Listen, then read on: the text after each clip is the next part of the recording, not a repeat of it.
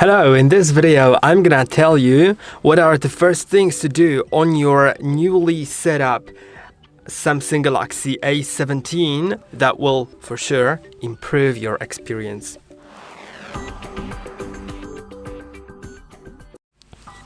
Let's begin with the fingerprint unlock.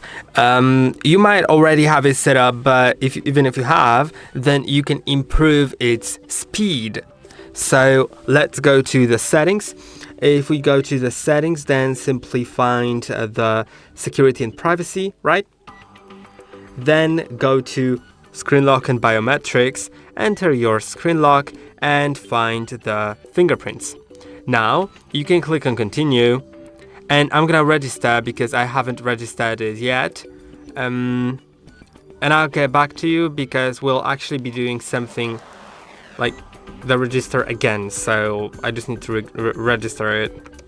Okay, so I already have it registered now, but don't worry if you don't have your fingerprint set up at all, then you'll see what to do right now. I just need to show you how to delete your fingerprint if you already have done so, because we will be setting up fingerprint in a different way, a sort of hidden way, to make our fingerprint faster. So I'll just press and hold on that fingerprint, then click on remove, but for a reason. So let's add a fingerprint now, then click on continue, and now we will be registering it in a different way than typically. Let's click on register. The fingerprint sensor is of course on the power button, and now we need to interchangeably touch with one and a different finger. I will be using two fingers, my right thumb and left index finger.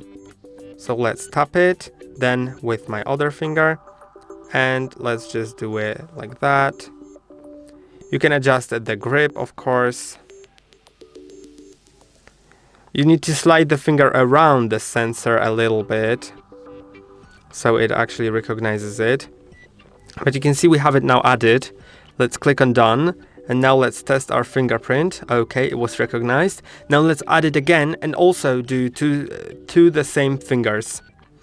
I know it's sounds weird, sounds like a weird method, but it does indeed improve the fingerprint speed and fingerprint reliability, so your fingerprint will have a higher chance of being recognized for some reason.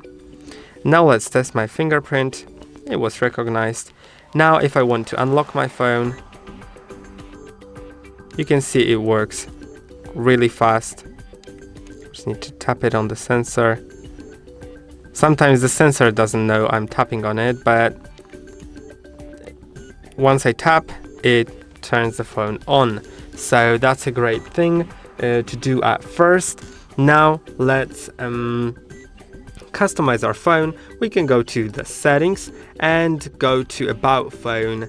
Now you can rename it actually if you want, of course, but remember that everyone will see this name if you share your hotspot or Bluetooth, so you don't need to get crazy with it, but you can rename it to whatever you want.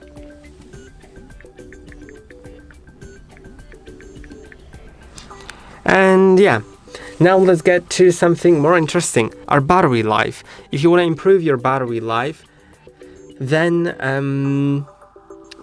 there is something that may be quite controversial for some, but for some other people, it won't make a difference. So it's worth checking on your own if it makes a difference. Go to display in settings, then go to it's gonna be somewhere here, I believe, motion smoothness. And there is standard or high. By default it's set to standard in my case, but in your case it may be set to high. And 60 Hz is like a little bit less of smoothness. High has a little more smoothness. Once you select high, then click on apply, it will have more smoothness but less battery life. So personally, I would suggest you set it to standard, see how you feel with it. If it makes a difference in the smoothness, then try testing it on high and see if it improves, and then think about how much it matters to you. If it matters a lot, then leave it on high, but if it doesn't matter that much, then you can leave it on standard and it'll save your battery life. Now, also, let's make our phone faster. You can see the phone is quite fast, it's quite snappy and smooth, but we can make it a bit more faster by going to About Phone in Settings, then Status Information, and now go to your, I believe it'll be Software Information, yeah, Build Number. Click on it 7 times, then enter your screen lock. It will unlock a hidden mode. So if you go back to the main page of settings, now developer options have appeared. There's lots of settings, and if you don't understand some of those, then don't change them. But there are 3 settings that we can change by going to the animation speed. Animation speed is basically the time that is needed to perform any animation in your system, and you can reduce that speed by clicking on Window Animation Scale and setting it to 0.5. Then Animation Scale for transition, for everything. And now the animations will be faster. Maybe you already notice it. You can also get crazy with it and actually disable animations altogether. Now I'll show you once again how animations look right now. They are pretty speedy, right? But you can go to Accessibility, then Vision Enhancements, then find Reduce Animations, but that for me is a bit too much. You can see the phone works as it was, just without any animations, and some people will absolutely love it because it makes your phone look a bit faster, but I'm gonna disable it myself because I personally like those smooth animations, just sped up like I did a moment ago. But not reduced. Yeah, that's how I personally like it, so feel free to adjust it to yourself. Now we can also do a few more things. Also, let's customize our lock screen. So go to the home screen, for example, press and hold on the home screen on some free space on it, then wallpaper and style. Now click on your lock screen and you can customize it. There's lots of different customization options. So we can go to our clock, for example, and we can change its thickness. We can also change the color.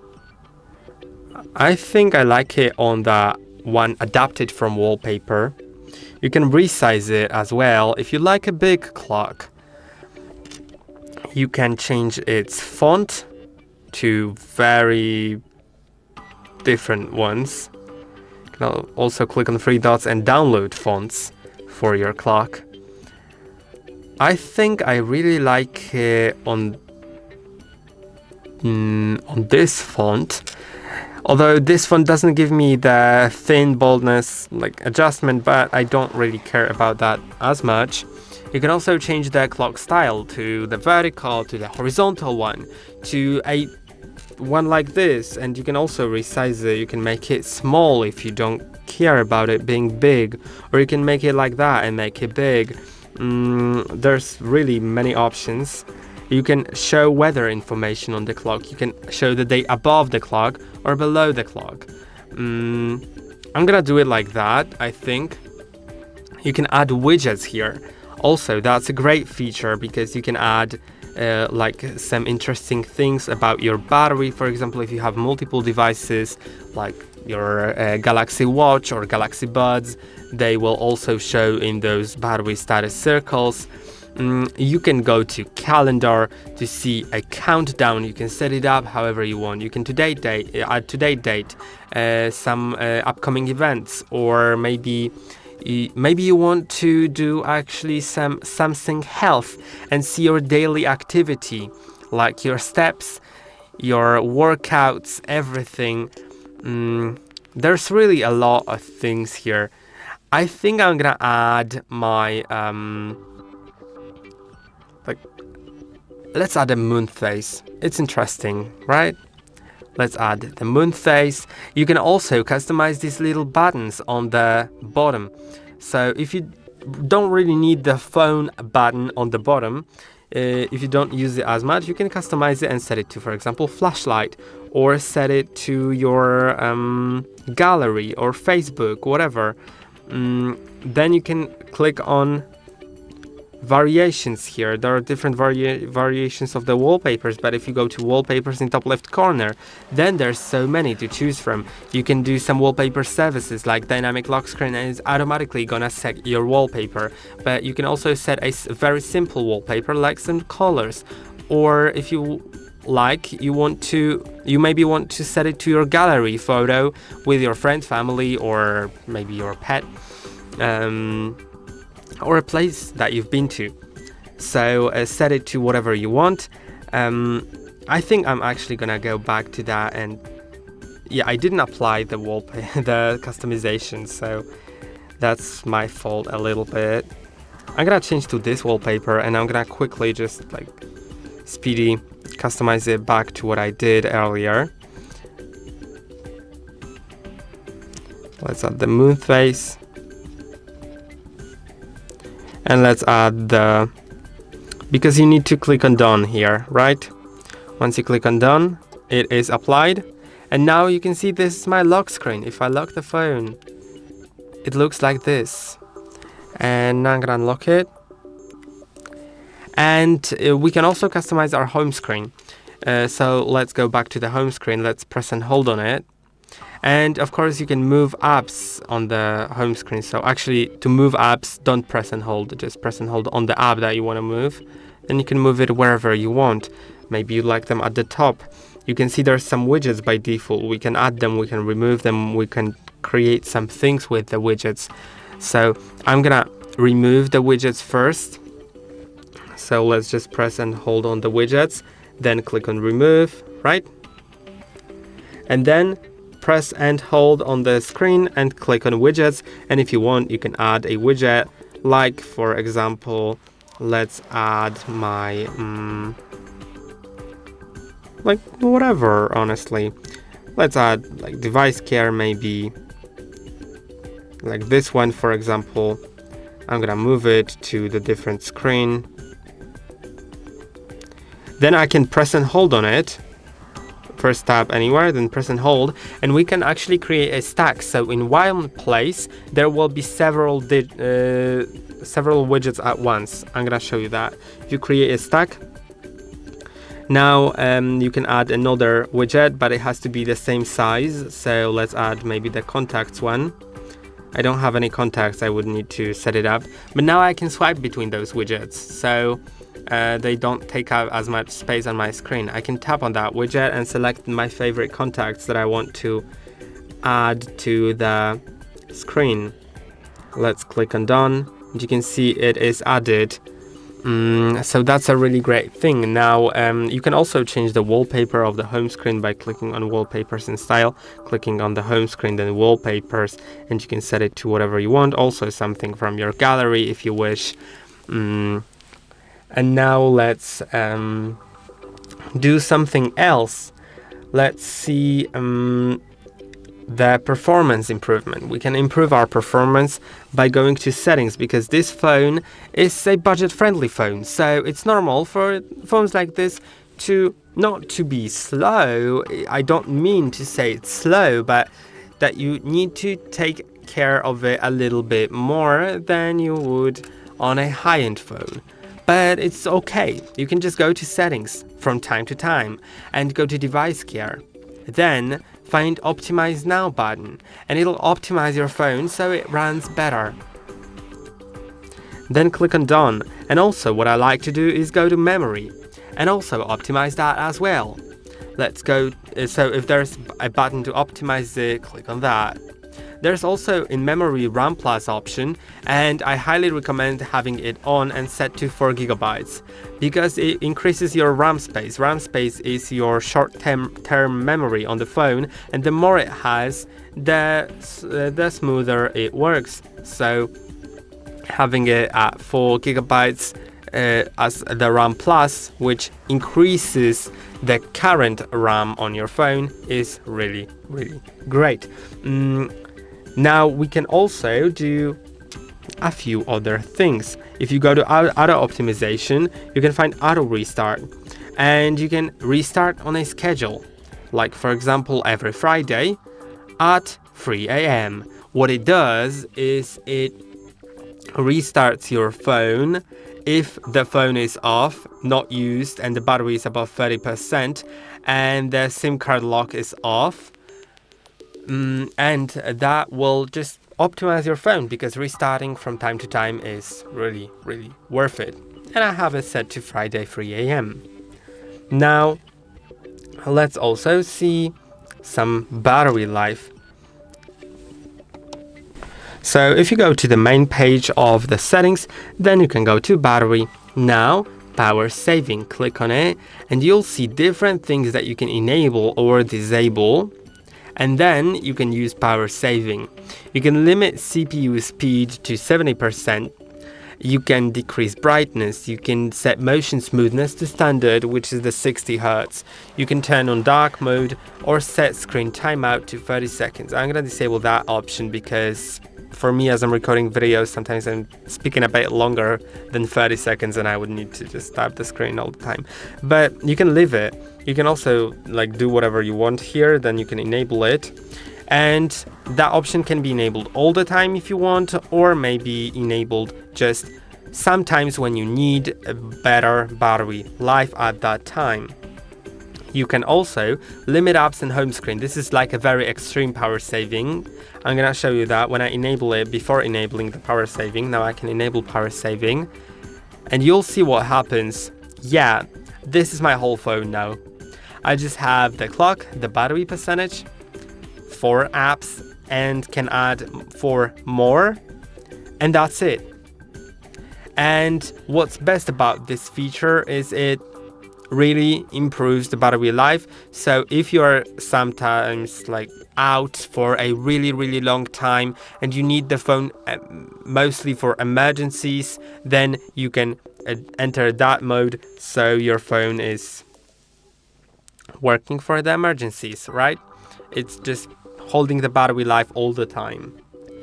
Now let's also do some other things. Now this time let's go back to the battery for a moment. This is going to be the last thing for battery. In battery we can go to the battery protection. Here you can set it to basic, adaptive, or maximum.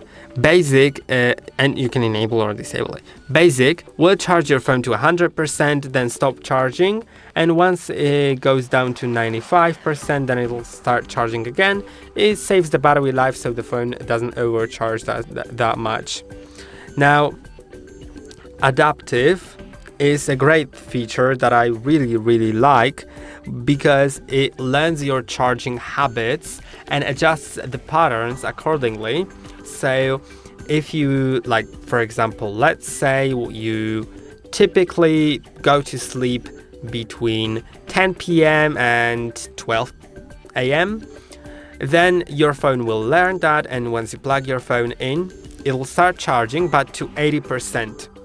Then if you, for example, typically wake up between 7 and 9, it'll resume charging about an hour before 7, so it charges up to 100% before you are expected to wake up, but your phone doesn't overcharge overnight, and it's a really great feature. Then there's maximum, which I don't really like because it limits the battery charging up to 80%, and this is the maximum. I don't really like this feature because it just limits the battery to 80%, so it's not the greatest thing. But if you really like it, then you can also enable it, but of course it'll limit the charging. Now let's go to camera, because we can go to camera and do some things here. If you click on these 4 dots, then click on settings, you can adjust some settings for the camera. Like for example, high efficiency pictures. It will save your phone's space while taking those pictures. So you can enable that. Then you will have more storage, even if you take lots of different photos. Then also the same feature is available for high efficiency videos. So it's also a great feature. And Auto HDR is gonna make your image, like it says, pop by capturing more details in the bright and dark areas for your shots, so your image will be more vivid, and it's a really good thing, so I very highly suggest leaving that enabled. Also, video stabilization, it's a new mode on your A17. On A16 it wasn't available, now it is, and it's a really good one because it stabilizes your video physically, not only digitally. So if you're moving a lot with your phone, then you won't see those vibrations on the video. Now, going back to the camera, I also highly recommend enabling a grid line. You'll see what I mean by that. A grid line, if you enable the composition guide, you can set it to grid lines and level, grid lines only, or level only. Now I have it set to grid lines and level, and it displays this grid line, so it's easier to align the photo well. And also the level, so I know that I'm taking pictures in level. And yeah, now in the settings of the camera also, there is an option settings to keep. And I also like it because you can enable camera mode, selfie mode, high picture resolutions, filters and exposure. And these are the settings that you are typically adjusting manually by doing that in the camera preview. But if those settings to keep options are disabled, then once you leave the camera app and reopen it, it goes back to default.